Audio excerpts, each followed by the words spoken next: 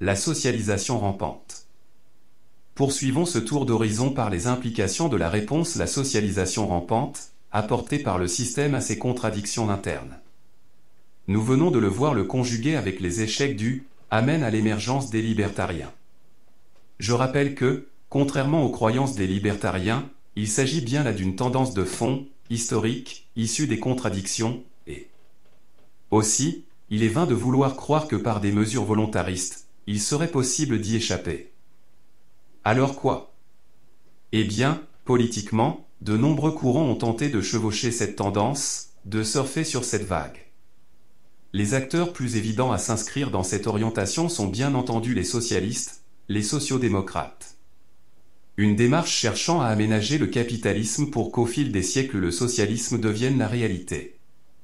Même si les libertariens scandent vivre actuellement dans une telle société socialiste, il n'en est bien entendu rien.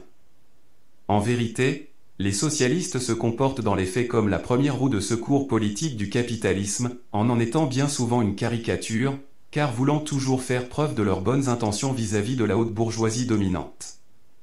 Ce qui aboutit à ce qu'ils soient fréquemment les pires fauteurs de guerre, confèrent. Ou les promoteurs du néolibéralisme et de ses institutions, comme l'Union européenne, confèrent.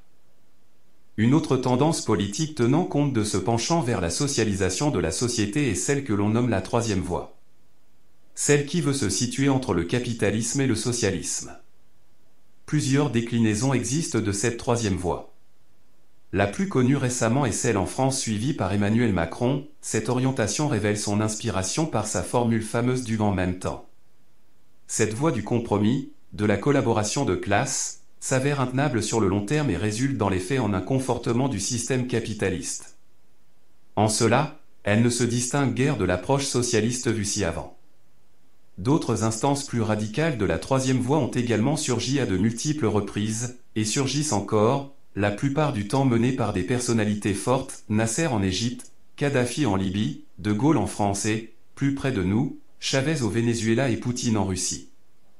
La Chine et le Vietnam contemporains sont aussi à leur manière des occurrences de cette orientation, mais cette fois-ci impulsées par un parti communiste, en venant de la gauche donc. Ces régimes sont en rupture plus ou moins nette avec le capitalisme. C'est pourquoi, je les désigne par l'expression troisième voie plus plus. Ce sujet fait l'objet du EP2 C6 à un troisième voie. Constatons juste ici que ces régimes, même s'ils prennent acte de la tendance à la socialisation de la société, doivent nécessairement être plus ou moins autoritaires afin de maintenir le statu quo entre les classes sociales. L'avant-dernière orientation politique agit en réaction par rapport au « il s'agit du national-socialisme dont les occurrences historiques typiques ont été menées par Mussolini en Italie et Hitler en Allemagne. Une réaction qui prend en charge via l'État tout ce qui relève de la tendance à la socialisation. Ceci explique la création de Cinecittà ou de la coccinelle, qui devait être la voiture abordable de tous les citoyens du Reich. Ce sujet fait l'objet du EP2C5A4D2 national-socialisme, barbarie constituée par le surhomme, et du EP2C6A1D2 national-socialisme, comme forme de troisième voie, la troisième voie.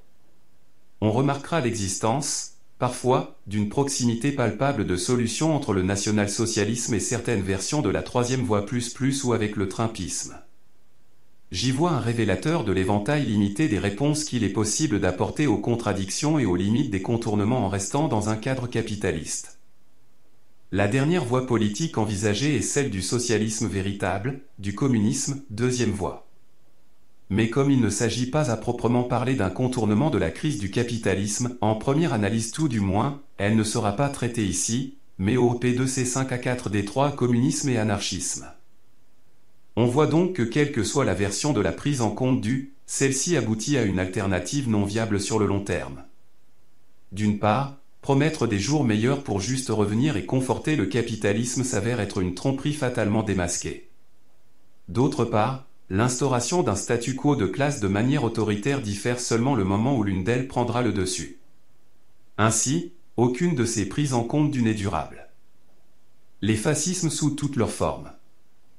Les fascismes, sous toutes leurs formes, sont le recours de la haute bourgeoisie lorsque celle-ci voit sa domination mise en cause fondamentalement.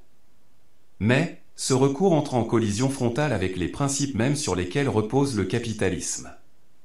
Ceci se montre particulièrement flagrant lorsque celui-ci promeut et maintient en place des monarchies, forme pérenne d'un régime dictatorial antérieur au système capitaliste. Il s'agit là d'une des configurations usuelles du colonialisme puis du néocolonialisme.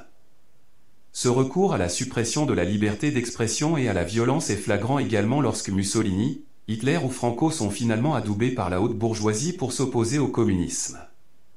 Ou bien quand les USA soutiennent officiellement des dictateurs sanguinaires comme Videla ou Pinochet, ou des islamistes comme Oussama Ben Laden, ou bien encore ferment les yeux sur le courant néo-nazi en Ukraine en ce début de XXIe siècle. Quitte d'ailleurs à s'attaquer ultérieurement aux créatures qu'ils ont participé à faire prendre de l'importance. Des circonstances où cette réponse aux contradictions mène au cynisme le plus absolu, et bien souvent à l'horreur de la barbarie la plus extrême. Est-ce là le signe d'une société et d'un régime politique en pleine santé? Plutôt celui d'un système en bout de course cherchant à se sauver par tous les moyens, y compris les plus abjects. Je voudrais insérer ici une digression, en commençant ce propos par un examen superficiel du phénomène de l'islamisme. Il est en effet en lui-même une réaction aux contradictions et aux contournements du capitalisme pourrissant. Les mentalités et les sociétés traditionnelles, plus ou moins figées, sont en effet percutées de plein fouet par le HLE. Il en résulte une confrontation directe aux transgressions, à l'homme nouveau néolibéral, à la perte de sens de l'existence et à l'accélération des changements. Par ailleurs, nombreux sont les croyants constatant l'évolution décadente des sociétés occidentales et ils ne souhaitent pas suivre ce même chemin. Simultanément, à cette opposition au capitalisme, ils demeurent fascinés par l'argent, par la réussite, par la puissance, expression de la volonté divine, tout en étant aussi opposés, tout comme les grands bourgeois, à la socialisation de la société, confère. Et il en résulte une schizophrénie émanant de ces injonctions contradictoires. Sans être bien entendu aussi extrémistes que les islamistes, notons toutefois que les politiques parfois hiératiques observées par les pays arabes et par d'autres ailleurs dérivent au moins en partie de cette dualité insurmontable, Iran, Russie, etc. Il semble symptomatique qu'à certains moments ils voudraient faire ami-ami avec les grands pays capitalistes, mais bien entendu, la domination parle l'interdit. C'est la raison pour laquelle seule la soumission et l'adhésion inconditionnelle à l'idéologie néolibérale demeurent permises, pour conforter le HLE. Cette schizophrénie affecte également la gauche pour des raisons symétriques, puisqu'on y trouve des voix simultanément opposées et promotrices du libéralisme et du mondialisme. Cela se cristallise lorsque des partis de gauche en arrivent régulièrement à appeler à voter pour des néolibéraux comme Macron, ou bien encore par l'émergence de l'islamo-gauchisme, deux valeurs pourtant situées normalement aux antipodes. Je conclurai cette digression en affirmant que cette schizophrénie résulte de l'incapacité, plus ou moins profonde, de ces acteurs à comprendre le monde. À cela une raison simple, il leur manque une idéologie explicative pertinente, englués qu'ils sont dans des certitudes et des contradictions, incapables de remettre en cause ce qu'il faut bien appeler des dogmes. En outre, cette réponse prend aujourd'hui de nouvelles formes.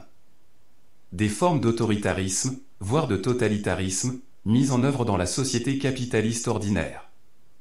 À savoir gouvernée par des agents mis en place selon les règles de ce qu'ils appellent la démocratie, et non par des dictateurs, comme ils disent. J'y vois là un symptôme majeur révélateur du caractère terminal de la crise, lorsque l'on en arrive à s'attaquer à ses propres principes fondateurs, en particulier à ceux de la Déclaration des droits de l'homme et du citoyen de 1789. Citons pêle-mêle des occurrences de ce phénomène. Direction de l'Union européenne par une instance non élue, non démocratique, la Commission présidée par Ursula von der Leyen. Une prise de distance avec la démocratie dont l'un des actes les plus marquants est la violation par le traité de Lisbonne signé en 2007 des référendums de 2005 rejetant les textes du traité constitutionnel. Restriction des libertés ordinaires sans cesse croissantes. Constater seulement le nombre et les domaines toujours plus grands des lois s'accumulant au fil des années. Nos grands-parents étaient bien plus libres, il s'agit là d'une évidence. Ces restrictions justifient une surveillance de plus en plus systématique et automatisée, par des machines, des robots, révélateurs de leur caractère déshumanisant et déshumanisé, total, barbare. Restriction des libertés extraordinaires sous les prétextes de sécurité, de crise sanitaire, d'écologie. Quel que soit le jugement que l'on porte sur le bien-fondé de tel ou tel sujet, constatons simplement qu'il en résulte systématiquement des contraintes plus fortes pour la population. La variante localiste de l'extrême écologisme se croise d'ailleurs avec la destruction de la raison, puisqu'évidemment, il ne saurait y avoir de solution locale à un problème environnemental global. Restriction de la liberté d'expression par la censure directe de médias, RT, Sputnik, ou par les fermetures de comptes et autres bannissements, notamment sur les réseaux sociaux, affaire de la censure sur Twitter X révélée et levée par son nouveau propriétaire Elon Musk. Recours à la violence. La violence physique des forces de l'ordre et celle des peines infligées par l'institution judiciaire, largement disproportionnées contre les gilets jaunes en France. Mais aussi par les campagnes plus ou moins clandestines d'assassinats ciblés, parfois menées par l'intermédiaire de drones, dont François Hollande s'est vanté. Violence aussi par l'activation depuis 2002 comme zone d'exception de la base militaire des USA à Guantanamo sur l'île de Cuba, où des personnes sont détenues et torturées. Toutes activités violentes qui constituent des crimes, car commis en dehors de l'état de droit, un fondement, s'il en est, du libéralisme.